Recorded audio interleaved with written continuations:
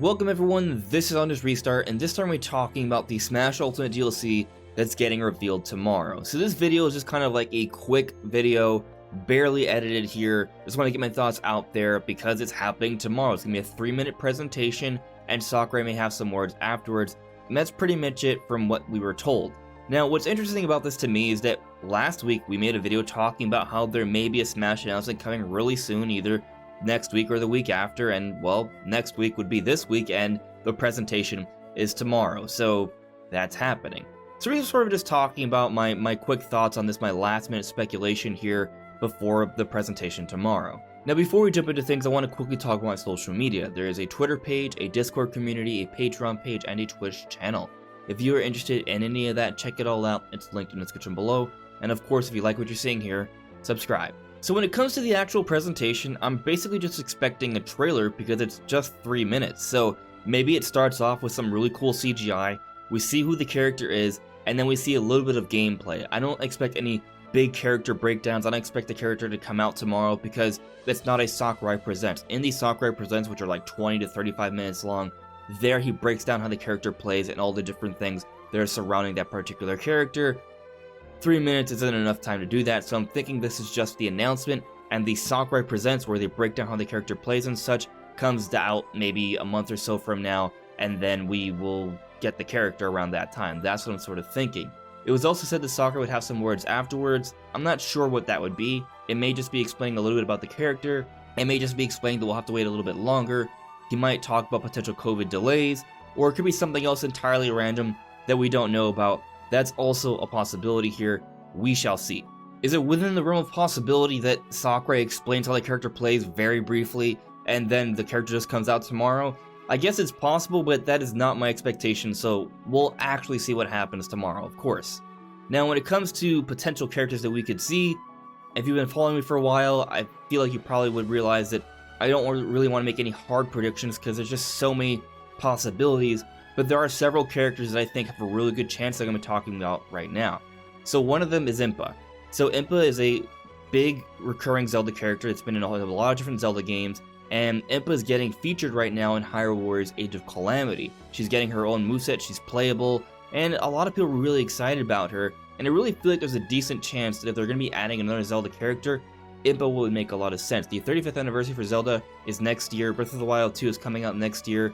Maybe Impa or her daughter could have some role in Breath of the Wild 2. If Impa's getting showcased here in Hyrule Warriors, considering that they have the same model, there may be some level of a time skip here. Perhaps her daughter, Paya, will have somewhat of a moveset and combat abilities in Breath of the Wild 2. Maybe. Point is that Impa, the Breath of the Wild version of Impa, is getting a moveset here, something that can potentially be used in Smash Brothers, so maybe there's a chance to do something with that.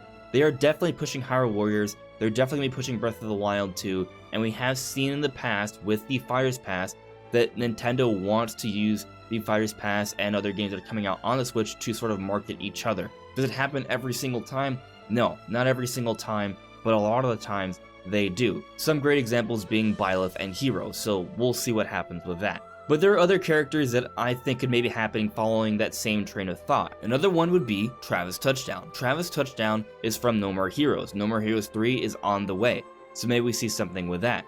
Another possibility could be the main character from Monster Hunter Rise. If you watch the Monster Hunter Rise trailer, you can see that there's a lot of voice acting. It seems like the character has a bit more of a personality, and I feel like the reason we didn't get an actual hunter playable in the base roster for Smash Ultimate was because when you look at Monster Hunter, the big draw for Monster Hunter is the monsters. That's the star of the show, so they give us a Boss Assist trophy and a Rathalos as opposed to focusing on an avatar that doesn't have that much personality. But with Monster Hunter Rise, this character is looking to have a bit more personality, a bit more moveset options with the wire bug, so maybe they could do something with that. And like I said, it's following the same train of thought as Impa and Travis Touchdown. Because Monster Hunter Rise is coming out to close out the fiscal year, because there was a Monster Hunter Direct, they're definitely pushing this game. Maybe they want a Smash character to also help push this game. That's possible. But going beyond characters that are for marketing, what other potential characters could we maybe see? Well, a character that comes to mind that fans have been wanting for a really long time is Geno. Geno could maybe happen. It's a long-time fan-requested character, and it's possible that Fires Pass Volume 2 is more about sort of appealing to the core Nintendo fan base. We started off with a Nintendo character, it may mean we'll be getting more first-party characters for the second Fighters Pass. I do think that makes more sense. I still expect some third-party characters. Geno actually would be a third-party character, but the point I'm trying to make here is that given that it's the second Fighters Pass, DLC tends to dwindle year by year, so they probably want to have DLC that's closer to the Nintendo fanbase so it's more likely to sell. So I'm thinking that Fighters Pass Volume 2 will probably have more Nintendo characters or characters that are closer to home. Geno would be one of them. Another character that would be close to home would be Rex and Pyra. Rex and Pyra were considered for the base roster for Smash Ultimate, but there were time constraints, so they did not happen. You want to know what's another character that didn't happen because of time constraints? An ARMS character. And eventually, we did get an ARMS character in Min Min for the first part of Volume 2 of the Fighters Pass. So now that time has passed and there's not really time constraints anymore, perhaps Rex and Pyra could be brought in to Smash Ultimate. I think there's a decent chance of that happening as well.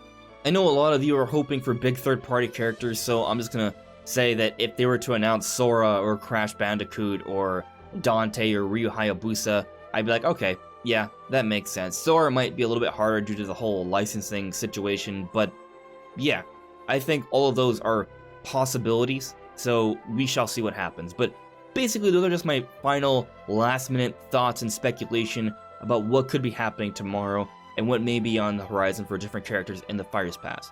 But what do you guys think? Let me know in the comments below. Anyways, everyone, this is On This Restart. I'll be streaming this tomorrow. See me there. I'll see you all really soon. Take care.